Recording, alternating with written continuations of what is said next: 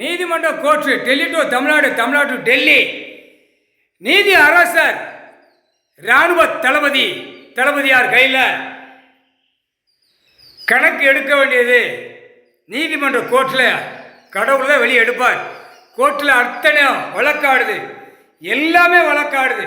இவன் கவர்மெண்ட் நியமித்தது, அரசியல்வாதி, எல்லா டாக்டரு என்னென்ன நியமிச்சிருக்கானோ 1558 பிரிவுகளை பிரித்து போட்டு உள்ள பூமியை பாழாக்கியிருக்கான். டெல்லி டு தமிழ்நாடு, தமிழ்நாடு டெல்லி.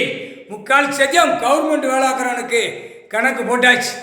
எஃப்ஐஆர் போட்டு அவர் கையில் ஒப்படைச்சிட்டேன். 3/4 அதுபடியே தான் வரும்.